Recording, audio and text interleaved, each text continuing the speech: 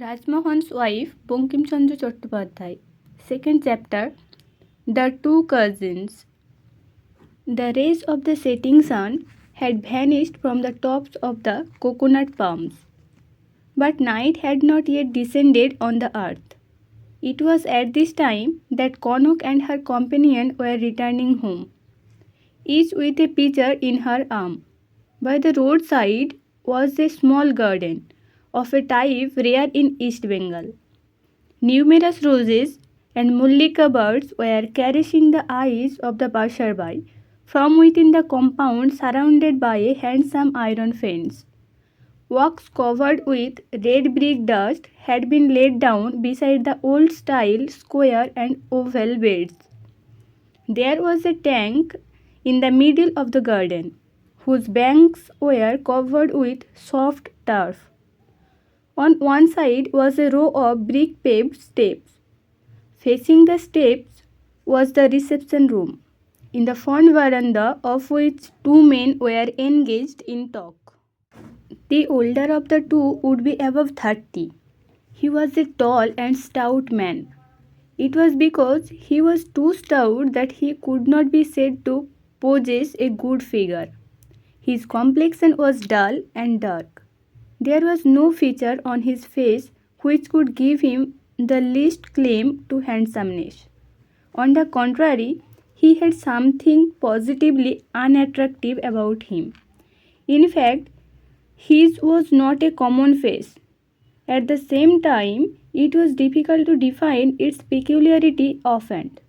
He had a dhoti of Dhaka manufactured on. A long and twisted Dhaka chador was tied round his head in the shape of a turban, which hid even the few wisps of hair that still remained there. His dark and corpulent body could be fully seen through the shirt of Dhaka muslin he was wearing, and with it his gold amulet which peeped out of and on. But the thick gold chain which adorned his neck had actually intruded outside his shirt. The shirt had gold studs fastened with a gold chain. All the fingers had rings, and there was a huge bludgeon of pitch in his hand. The two small feet were enclosed in English shoes. This man's companion was a remarkably handsome young man of about 22. His clear, placid complexion had turned a little dull either through want of exercise or too much comfort. His clothes were good but not very costly. A dhoti, a fine chador, a cambric shirt, and English shoes. There was a single ring on one finger, and no amulet or necklace. The elder man addressed the other. "Well, Madhav, you have turned to Calcutta again. Why this infatuation?" "Infatuation," replied Madhav. "If my liking for Calcutta be an infatuation, why should not yours for Radhaganj be called by the same name?" Mathur asked. "Why?" "Madhav, why not? You have spent your life in the shade of the mango gardens of Radhaganj. You love Radhaganj. I have spent my life in the stench of Calcutta. I love Calcutta." "Mathur, stench only? The filth of the drains with rotten rats and cats thrown in. Surely a feast for the gods." Madhav smiled and said, "It is not for this that I go to Calcutta. I have business too." Mathur, "Business indeed. New horses, new carriages, visiting all the shops of the town, throwing away money, burning the oil, drinks for anglicized friends, and pleasures. What are you staring at that way? Have you never seen Konok? Or has the girl with her just dropped from the sky? Oh yes, who is it with her?" Madhav flushed, but immediately changed the subject and said, "What a girl Konok is!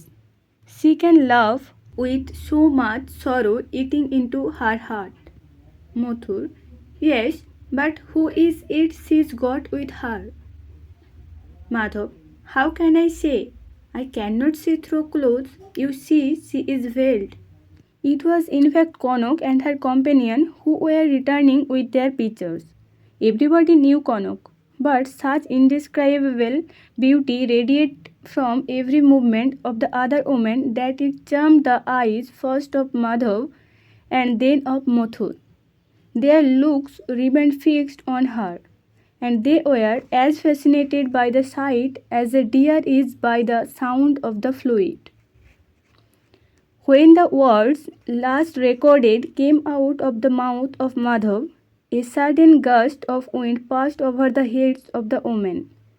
The younger woman was then adjusting the pitcher in arms still unused to carrying water, and she had brought down her hand from the veil. The wind blew it away and revealed the face. Madhav raised his brows in surprise. Muthu said, "There, you know her." "Yes, you know her and I do not. I have spent my life here and you are only a newcomer." "Well, if you know her, who is she?" "My sister-in-law." "Your sister-in-law? Rajmohan's wife?" "Yes, Rajmohan's wife, and I have not seen her." "How can you?" "She never leaves her house." "Why then has she today?" "I don't know." "What sort of a woman is she?" "You have seen her." "Very handsome." "Oh, a thought reader indeed." "I am not asking that. Is she a good woman?" "What do you mean by a good woman?" Mathur: "Oh, what the college has done for you. It's impossible to talk with people who have once gone there and recited the jargon of the red-faced sahibs." "What I mean is, has she?" The stern frown of Madhav cut short the coarse speech forming on Mathur's lips. Madhav said haughtily, "You need not be so outspoken. You have no business to prattle about a respectable woman passing along the road." Mathur replied, "Did I not say that a smattering of English converts our brethren into fairy sahibs?" "Well, if one is not to discuss one's sister-in-law, whom is one to discuss? His grandmother? Anyway, let it pass. Relax your scowling face, or the crows would begin to peck at it. What luck, that clown Rajmohan, to have a wife like this." "Marriage is called a lottery," said Madhav, and after a few more words, the two parted company.